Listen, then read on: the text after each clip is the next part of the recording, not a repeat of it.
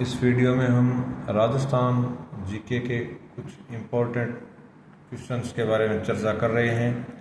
ये प्रश्न आगामी एग्जाम्स में एग्रीकल्चर से संबंधित क्वेश्चनों में, रिसर्च से संबंधित क्वेश्चनों में और पशुओं की नस्लों के और बीमारियों से संबंधित महत्वपूर्ण तथ्यों पर आधारित हैं। हम शुरुआत करते हैं। ये 15 क्वेश्चन है कुल। पहला क्वेश्चन है FMD डिजीज का पूरा नाम क्या है। डिजीज का अर्थ होता है बीमारी। तो मित्रों, आगामी जो पशु परीक्षण एग्जाम है इसके लिए ये इम्पोर्टेंट क्वेश्चन है। FMD का पूरा नाम, इसका नाम होता है पूरा फूट एंड माउथ डिजीज, यानी अपने मारवाड़ी में या हिंदी में इसको कहते हैं खुरपका और मुंह पका रोग। यानी पशुओं के जो खुर होते हैं, हूफ जिसको हम कहते हैं, वो आगे से सड़ने शुरू हो जाते हैं और उसी प्रकार माउथ या मुंह भी सड़ने लग जाता है। फिर दूसरा क्वेश्चन है राष्ट्रीय अश्व अनुसंधान केंद्र का संचालन किसके द्वारा किया जाता है। मित्रों, जितने भी राजस्थान में अनुसंधान केंद्र हैं, जैसे राष्ट्रीय सरसों अनुसंधान केंद्र, राष्ट्रीय उष्ट अनुसंधान केंद्र बीकानेर, राष्ट्रीय अश्व अनुसंधान केंद्र बीकानेर, इन सारों का संचालन भारतीय कृषि अनुसंधान परिषद पूसा नई दिल्ली के द्वारा किया जाता है। हमारा तीसरा क्वेश्चन है केंद्रीय शुष्क बागवानी संस्थान कहाँ है। मित्रों, केंद्रीय शुष्क भूमि अनुसंधान केंद्र तो है जोधपुर में, और ये केंद्रीय शुष्क बागवानी संस्थान यानी सूखे क्षेत्र में, ऐसे क्षेत्र में जहाँ वर्षा कम होती है, वहाँ कौन कौन सी फसलें सब्जी के रूप में उगाई जा सकती हैं, कौन कौन से फ्रूट उगाए जा सकते हैं। तो ये इनसे संबंधित जो अनुसंधान केंद्र है ये अभी हाल के वर्षों में बीकानेर में बनाया है। केंद्रीय शुष्क बागवानी संस्थान या अनुसंधान केंद्र ये बीकानेर में है। फिर चौथा क्वेश्चन है काजरी, शॉर्ट रूप में काजरी के रूप में विख्यात है। इसका पूरा नाम है central arid zone research institute. यह भी भारतीय कृषि अनुसंधान परिषद के अधीन है और ये भी मरुभूमि के लिए अनुकूल पौधों की नस्लों का और फसलों का अनुसंधान करता है कि कौन कौन सी उन्नत किस्में राजस्थान की मरुभूमि के लिए उपयुक्त रहेंगी, तो उनका अनुसंधान करने का काम काजरी करता है। और इससे संदर्भ में वो प्रशिक्षण भी आयोजित करता है। Central arid zone research institute या केंद्रीय मरुभूमि शुष्क अनुसंधान केंद्र ये जोधपुर में है।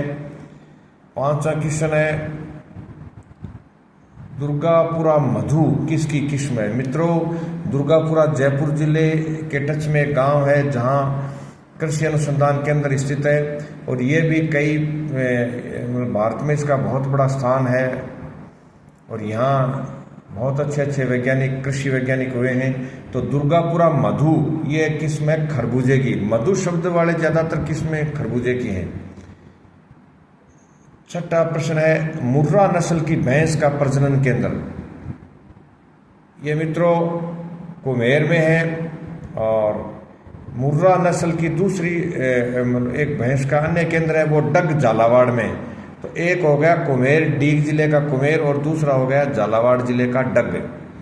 सातवां क्वेश्चन है भैंस प्रजनन केंद्र, जिसमें भैंस की मुर्रा हो या जाफराबादी हो, सारी नस्लों का अनुसंधान होता है, एक पर्टिकुलर या विशेष नस्ल का ही नहीं। भैंस प्रजनन केंद्र बल्लभनगर उदयपुर में है। आठवां क्वेश्चन है सबसे ज्यादा बाजरा उत्पादन करने वाला जिला। ये मित्रों जयपुर है, जबकि सबसे ज्यादा बाजरा बोया जाने वाला क्षेत्रफल वाला जिला है बाड़मेर। यानी सबसे ज्यादा बाजरी बोई बाड़मेर में जाती है और सबसे ज्यादा उत्पादन बाजरे का जयपुर में होता है। बाजरा को अभी श्री अनाज में शामिल कर लिया गया है, मोटे अनाज में शामिल किया गया है। यूएनओ ने भी इसके महत्व को पहचाना है और भारत सरकार मोटे अनाज के ऊपर बहुत ज़्यादा बल दे रही है। प्राइवेट कंपनियां भी इसकी अच्छे तरीके से मार्केटिंग करेंगी। आजकल बाजरे के बिस्कुट भी आने लग गए हैं, तो ये मोटा अनाज स्वास्थ्य के लिए भी बहुत अच्छा लाभदायक है और सरकार का इसके ऊपर फोकस है, संयुक्त राष्ट्र संघ का भी इसके ऊपर फोकस है। तो इससे संबंधित क्वेश्चन भी आ सकते हैं। बाजरा की बीमारियां भी पूछी जा सकती हैं और बाजरा की जो उन्नत नस्लें हैं, किस्में हैं, उनके बारे में पूछा जा सकता है। 10वां क्वेश्चन है 00 किसकी उन्नत नस्ल है? मित्रों इसका जवाब है सरसों, और ये काजरी जोधपुर के द्वारा विकसित की गई एक नस्ल है। 11वां क्वेश्चन है राष्ट्रीय सरसों अनुसंधान केंद्र ये किस जिले में है? तो ये भरतपुर के शेवर कस्बे में है, भरतपुर के एकदम टच में है राष्ट्रीय सरसों अनुसंधान केंद्र। ये भी भारतीय कृषि अनुसंधान परिषद की एक अनुषंगी संस्था है। जितने भी रिसर्च सेंटर एग्रीकल्चर के या इसके पशुओं से संबंधित हैं, वो सारे मित्रों भारतीय कृषि अनुसंधान परिषद पूसा के अधीन आते हैं। इनका बजट, इनकी फंडिंग, इनका पर्यवेक्षण, सुपरविजन, निरीक्षण, संचालन, ये सारा भारतीय कृषि अनुसंधान परिषद पूसा नई दिल्ली के द्वारा किया जाता है।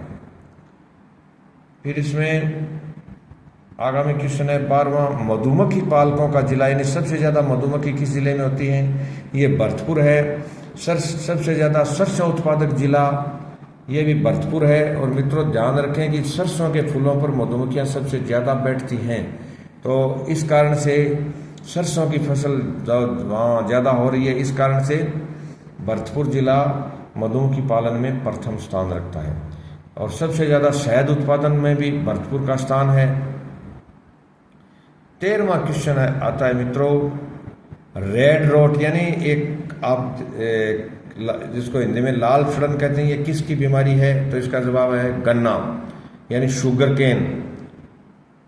मित्रों गन्ना राजस्थान में गंगानगर और बूंदी में सबसे ज़्यादा होता है और राजस्थान में चीनी मिलें भी कई हैं, छोटी छोटी हैं, हालांकि उनकी कैपेसिटी बहुत ज़्यादा नहीं है। तो हमने गन्ना लगभग देखा है गर्मियों में हर शहर में गन्ना आ रहा है, तो गन्ने का जो डंठल देखते हैं उसके ऊपर कई बार लाल रंग के चकते हो जाते हैं, पॉइंट से होते हैं, उनको कहते हैं रेड रोट। तो ये गन्ने की बीमारी है।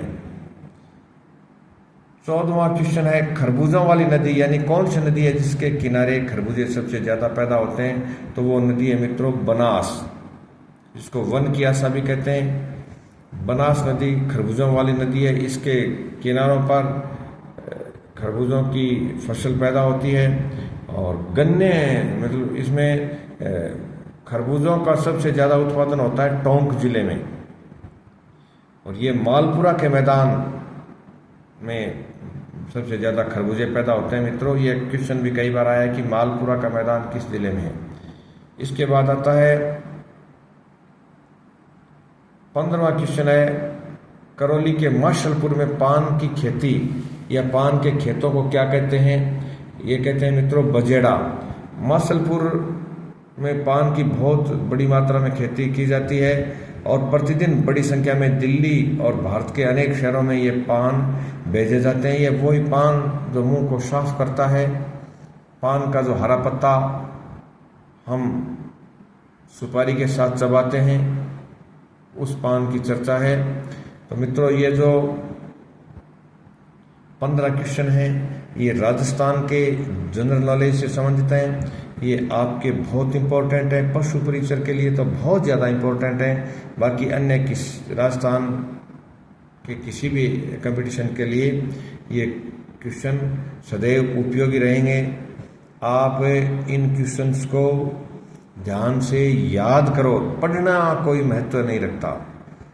आप किस तरीके से इसको याद कर सकते हो, तो याद रखो, याद वाली चीज़ ही आपके काम आएगी, पढ़ी हुई चीज़ काम नहीं आती। उसी चीज़ को आप पढ़ो जिसको आप याद रख सकते हो। इसके बाद आगामी जो वीडियो है वो भी हम राजस्थान जीके से संबंधित डालेंगे, और एक हमारी इसके पैरेलल श्रृंखला चल रही है, कॉलेज लेक्चर के एग्ज़ाम तक चलेगी। पब्लिक एडमिनिस्ट्रेशन के बारे में। आपको इस चैनल पे लगभग प्रतिदिन वीडियो मिलेंगे। पशु परीक्षण के लिए तो ये प्रश्न मान लीजिए एक तरीके से 5 यानी रामबाण दवा का काम करेंगे। धन्यवाद मित्रों।